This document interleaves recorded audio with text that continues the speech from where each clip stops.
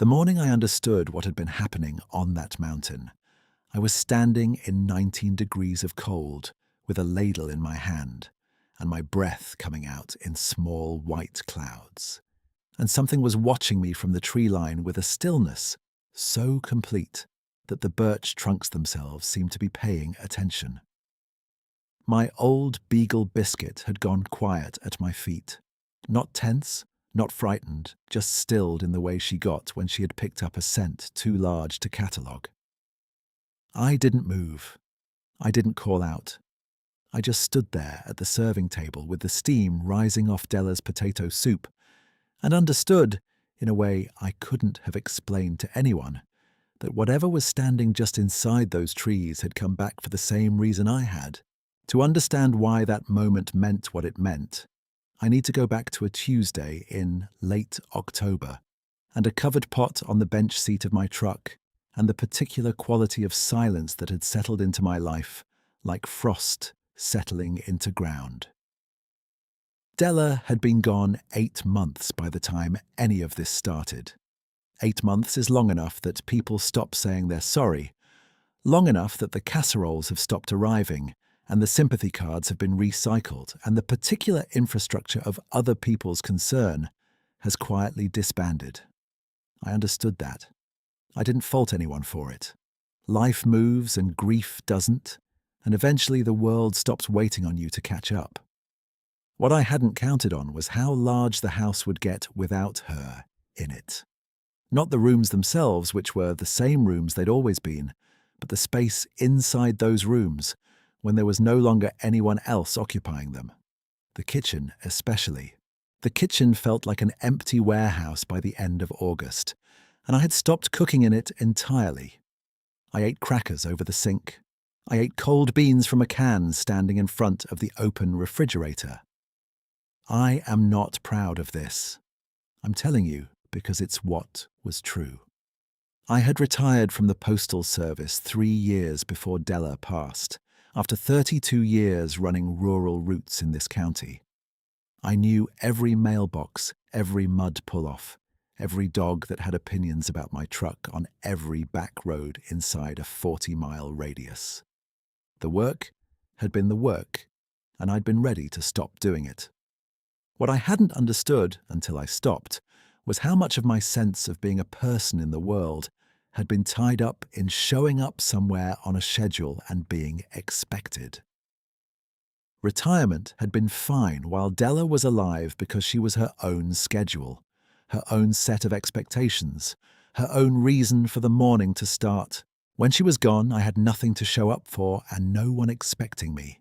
And those are 2 different kinds of empty, and I had both of them at once. Our son Dale lived in Knoxville. He called twice in the first month after Della's funeral, and both times the conversation had been the careful, polite kind that happens when 2 people who love each other have run out of the right words. I had said I was fine. He had said, okay. Neither of us had believed it. He stopped calling after the second one, which I think was partly his way of giving me room and partly his own grief being too large to carry over the phone. I understood that too. I just couldn't seem to pick up the phone myself. And so the months went by with a silence between us, hardening the way a scar hardens. Smooth on the surface, but dense all the way down. Cora Finch ran the Ridgecrest Mountain Soup Kitchen out of a converted maintenance shed at the Summit Pull-Off on Route 9, about 43 minutes of mountain driving from my house. She was 60-something, solid, wore a canvas apron every time I saw her, and kept a clipboard that she carried like a second limb. I had known Cora casually for years, the way you know people in a small county, from across the parking lot at the feed store and through the glass at the gas station. She caught me in the grain aisle at Prater's Feed in the middle of September, right between the 50-pound bags and the mineral licks, and she said, "Hank, I need someone on Tuesdays. Can you do Tuesdays?" She didn't qualify it. She didn't explain what she needed me to do or mention anything about Della or offer any of the careful softness people had been offering me for months. She just looked at me directly and waited. I said yes, because I didn't have a reason that felt worth saying out loud to say no. The soup kitchen served from 11 to 1 on Tuesdays and Thursdays, and the rotation of volunteers handled the food. Some people brought stew, some brought bread, some brought desserts in foil pans. I asked Cora what was needed, and she said soup. I went home that evening and stood in the kitchen for the first time in a long time and looked at the stove like it was a piece of equipment I had forgotten how to operate. Then I opened Della's recipe book, the one she'd kept in the second drawer to the left of the sink, the green spiral-bound one with the coffee ring on the cover, and her handwriting going sideways on some of the pages when she'd been in a hurry. The potato soup was on page 14. I had watched her make it more times than I could count. Potatoes, sweet onion, chicken stock, cream, a little thyme, a little pepper, and she always finished it with a small handful of fresh parsley pressed flat across the top, like she was tucking it in. I made the soup, this dumb. It took me longer than it should have because I kept stopping and starting, kept checking the recipe against what I was doing. But I made it. I carried it to the summit the following Tuesday in the big covered pot Della had used for chili, which sat on the bench seat of my truck because I had put a folded towel underneath it to keep it from sliding. Biscuit rode in her usual spot, which was on the passenger side of the seat, curled against the door, nose testing the air through the cracked window. She was 11 years old by then, a little grey around her muzzle, moving a little slower on cold mornings, but still sharp through the nose. She had been Della's dog first. That was just the truth of the situation. The first 4 Tuesdays were routine. The summit shed was clean and functional, heated by a propane unit in the corner that ticked when it cycled. There were 3 folding tables set up in an L shape along the wall, and Cora had a stump just outside the door, a wide, flat-topped one that had been there long before the shed was built, that served as an extra surface when things were busy. From the door of the shed to the tree line on the uphill side was roughly 30 feet, measured by my eye, which after 32 years of rural roots was a reasonably accurate instrument. The trees were mostly birch and hemlock, dense enough that the undergrowth disappeared at about 15 feet. In late October, with the leaves mostly down, you could see maybe 40 or 50 feet into the timber before the sight lines closed. The people who came on Tuesdays were mostly retired or seasonally out of work. A few younger families from the 2 or 3 hollows north of the summit. A couple of old men from the trailer park on the east slope, who came every week without fail and always sat at the same end of the table. I am not going to describe them in a way that makes them into a type. They were just people eating lunch. Some of them talked, some didn't. I served soup and I refilled cups and I did the work I'd said I would do. And by noon on the first 4 Tuesdays I had settled into the routine of it, the same way I'd settled into rural mail routes 30 years before, which was to say without much thought, just the steady repetition of a thing that needed doing. On the 5th Tuesday, the temperature had dropped to 26 by the time I reached the summit. Biscuit had been restless on the drive up, turning circles on the seat and resettling, which she sometimes did in cold weather because her hips were beginning to bother her. I chalked it up to that. I carried the pot inside, set up, and began the 11 o'clock service. Around 12:15, during a lull in the line, I stepped outside to check on the pot I'd left at the stump, which I used as overflow when the table inside was crowded. Biscuit had followed me out, as she usually did when I stepped outside. She walked to the edge of the step, put her nose up, and went completely still. Not still like she was sleeping, still like she was listening to something with her whole body. Her tail was level, not tucked, which in a beagle means something is interesting rather than something is threatening. She held that position for maybe 30 seconds while I stood there watching her, and then she lowered her nose and looked at the stump and then looked at the tree line, and then looked back at me. I looked at the tree line. The birch trunks were grey and still. The hemlock branches held their shape. There was nothing moving that I could see, and the woods were making exactly the sounds November woods make at an elevation of around 4,200 feet, which is to say almost no sounds at all. I told myself Biscuit had caught a deer trail, which was likely. I went back inside. On the 6th Tuesday, I set out the extra bowl on the stump before service started. The weather had warmed some, just enough to be bearable, and we were expecting a reasonable crowd. I had made the potato soup again, the same recipe, and I'd put the parsley across the top the way Della used to, because by that point it had become automatic. The habit had settled into my hands before my head had caught up with it. By the time service ended, around 1:05, every bowl we'd set out had been returned to the washing station inside, which was a plastic tub of soapy water on a sawbuck table. Every bowl except the one I'd left on the stump. I went out to retrieve it, and it wasn't where I'd put it. It had moved roughly 12 inches toward the tree line. Not tipped, not knocked over, not dragged by a raccoon, because a raccoon would have tipped it for certain, and there would have been soup across the stump, and likely across the ground. The bowl was sitting flat on the stump, exactly upright, and the soup inside it was untouched. Just moved 12 inches in the direction of the trees. I stood there for a long moment. I walked around the stump once. I looked at the ground around it and found nothing that read clearly as a track, though the ground was hard and there was a thin skin of ice over the mud that wouldn't have held detail well. My first thought was that I had misremembered where I'd put it, that I'd set it closer to the tree line end of the stump to begin with. I gave that thought about 30 seconds before I put it aside, because I remembered setting it in the center of the stump, roughly equidistant from both ends, the way I always did because Cora had mentioned once that bowls close to the edge tended to go over in the wind. My second thought was an animal had nosed it from below, nudging it without tipping it. I thought about that for a full minute. It was possible. It was also possible that the specific direction of the movement, toward the trees rather than toward the shed, was coincidence. I drove home and didn't mention it to Cora.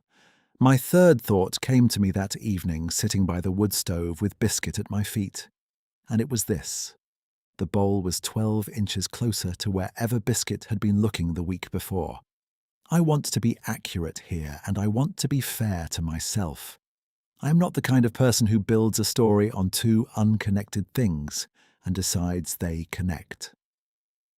I spent 32 years on rural routes, which means 32 years of reading the land for what it was actually doing rather than what I expected it to be doing.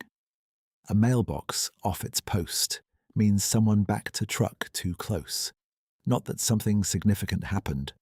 A dog barking means the dog is a dog. I was very deliberate that evening about not deciding that two things meant something. But I did file it away, filed it the way I used to file the mailboxes that had developed new lean, meaning to check again next week and see if the lean had progressed. The 7th Tuesday was the 17th of November, 19 degrees at the summit, when I arrived at 10:40 to set up. The sky was the colour of old pewter, the birch trees bone white against it, and the hemlock branches along the tree line were holding a dusting of snow from 2 days before. My breath came out in steady, small clouds when I carried the pot from the truck. Biscuit hopped down from the seat behind me, hit the frozen ground, and immediately put her nose up the way she had the week before, then trotted to the corner of the shed and sat down facing the tree line. Not anxious, not hackled, just pointed. I set up the table inside. Cora was already there arranging bread on a cutting board, and we traded the 20 words or so that constituted our standard Tuesday greeting. She asked if the roads had been slick coming up, and I said the last half-mile was, and she said she'd heard that. Then people began arriving and we were into it. The service was a little slower than usual because of the cold, people lingering over their cups, and I remember being glad of the propane heater and of the particular smell of the shed on cold days, which was wood smoke and old canvas, and something warm underneath that I had begun, without saying so to anyone, to associate with Tuesdays. Around 12:40, with the service winding down and only 2 people still at the table finishing their soup, I stepped outside to collect the bowl from the stump. I didn't look at the tree line right away. I was looking at the stump, which I could see from the doorway, and I was noting that the bowl was still in place, still upright, with steam very faintly rising from it in the cold air, which meant it still had something in it.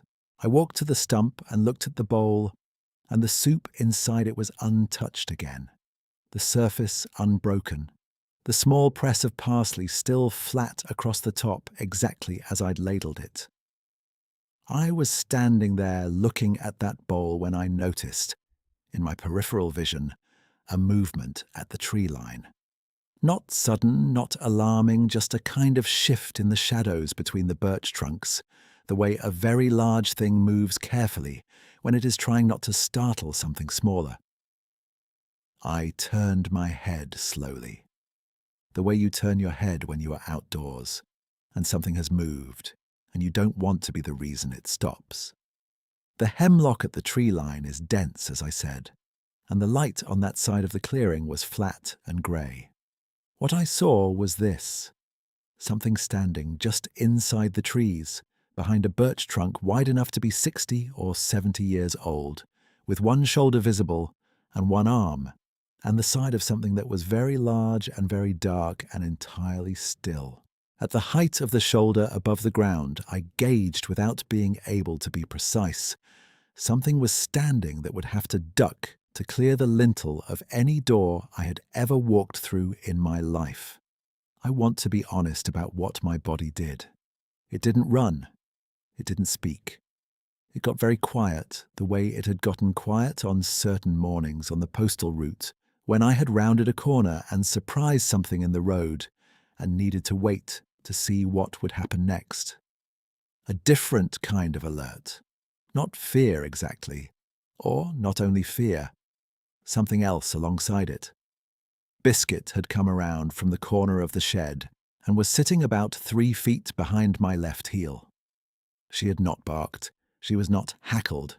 She was watching the tree line the same way she had watched it on the 5th Tuesday, that total, interested stillness. I stood there for what I think was 3 or 4 minutes, though I couldn't tell you precisely, long enough for my feet to begin to register the cold through my boots.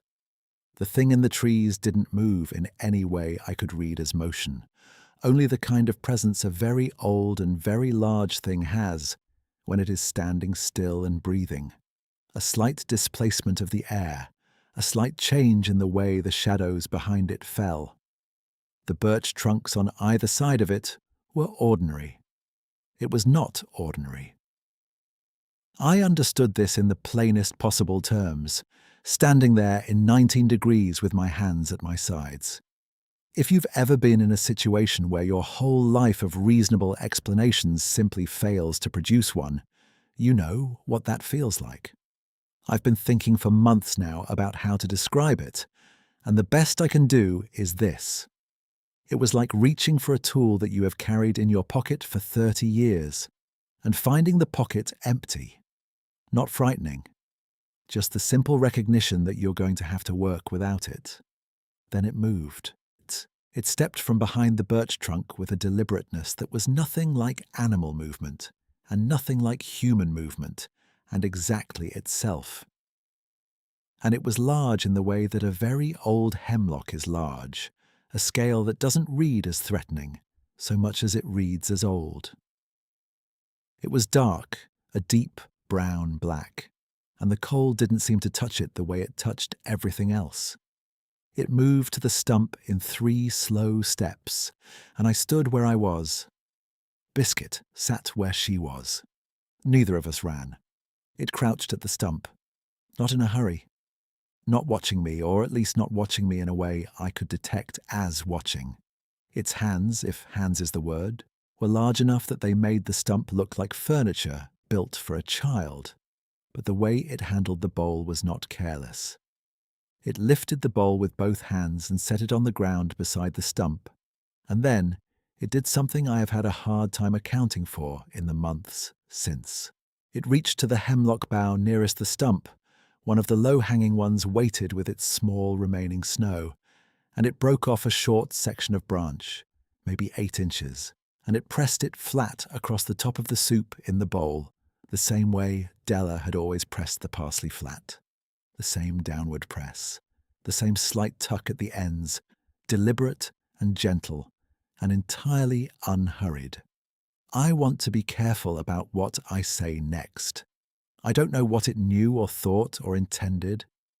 I am telling you what it did, and I am telling you what it meant to me when I saw it, which is that I stood there in 19 degrees with a ladle in my hand and something broke open in my chest that had been sealed for 8 months.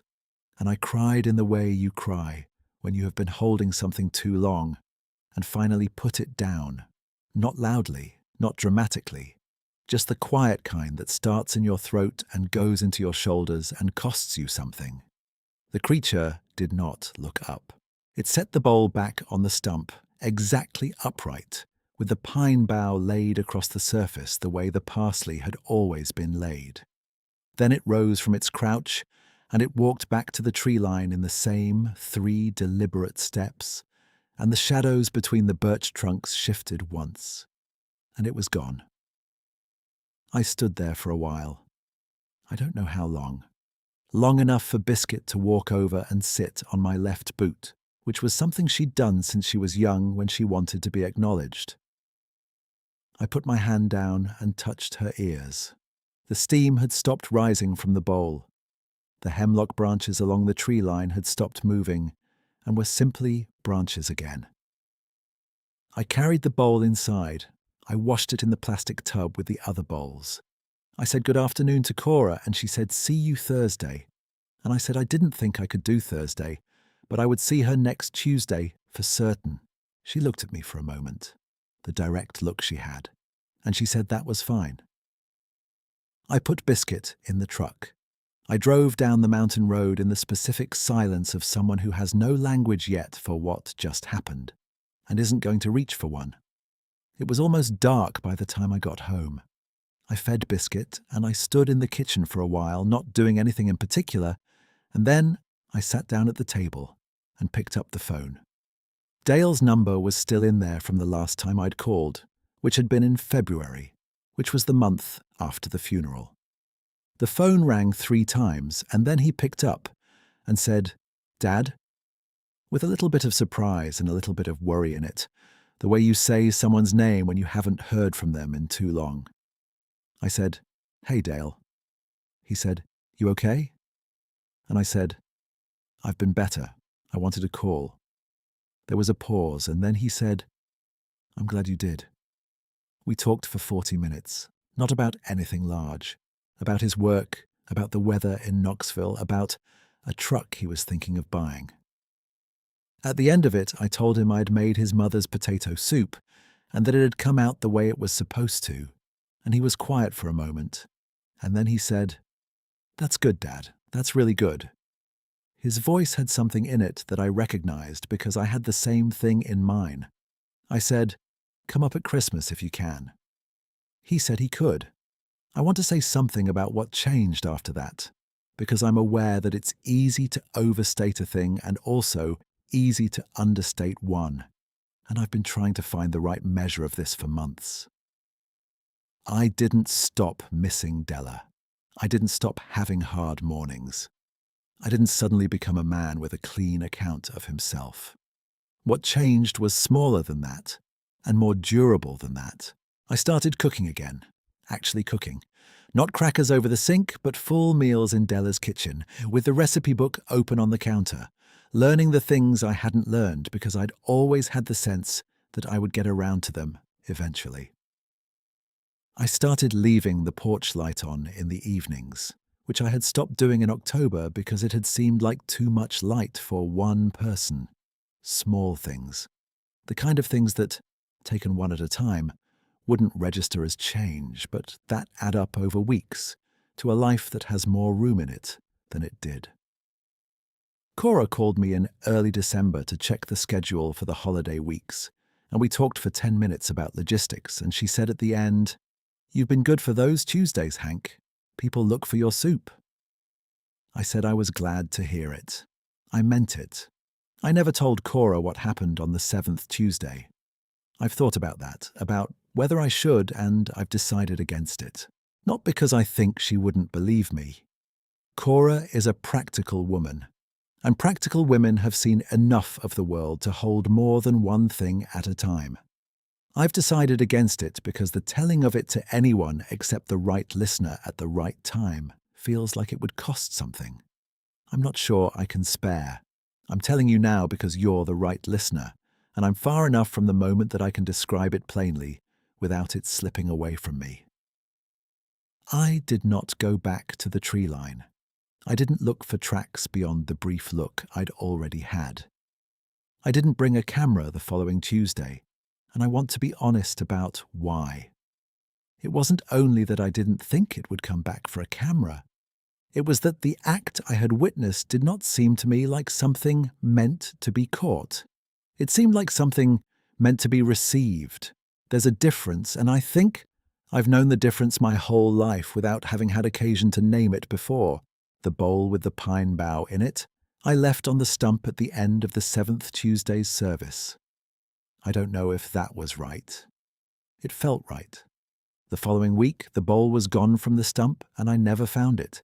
And I set out a new bowl from the shed's supply and said nothing to Cora about the discrepancy in her inventory count. If she noticed, she didn't mention it. March came slowly that year, the way March comes in the mountains, with the snow hanging on longer than the calendar says it should, and the morning still cold enough that the truck needed a few minutes to warm before the climb. The summit road had been graded after the February freeze, and the footing was better than it had been in weeks. Biscuit was doing well enough for her age, still moving under her own power, still willing to hop up to the seat on her own if I gave her a moment. I had her on the seat beside me with the covered pot between us, held steady by the folded towel, the same way I'd been carrying it since October. The birch trees along the upper stretch of the road were beginning to show the faintest swelling at the branch tips, the way they do in March when the sap is starting to move. The light on the summit was different from November light, less pewter, more silver, with a low warmth in the east that meant the season was turning.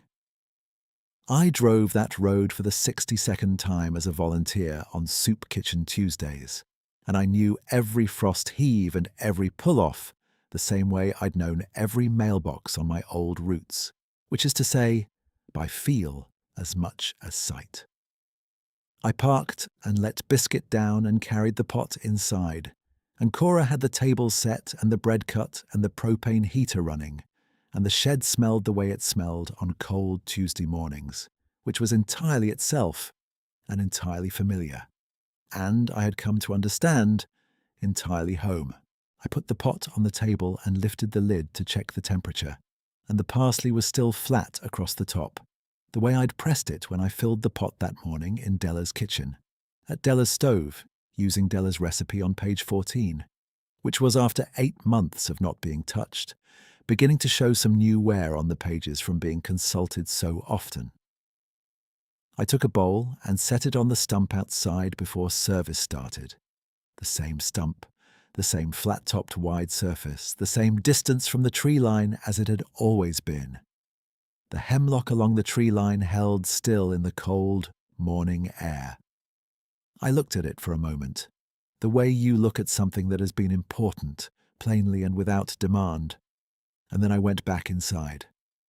Biscuit settled herself at the base of the step, facing the mountain.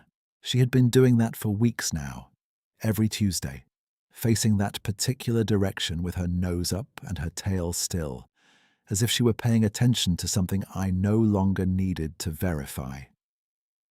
I had stopped trying to see what she was looking at. I already knew what she could smell. The soup was good that morning, I know that because 3 people said so without me asking, and because I tasted it myself before service started, right there at the ladle, and it was the way it was supposed to be. Not exactly the way Della made it, because no one makes it exactly that way, but close enough that it held everything it was supposed to hold. Close enough to carry something forward. That is the most accurate thing I know how to say about all of it. Not that I was healed or saved or changed in any categorical way.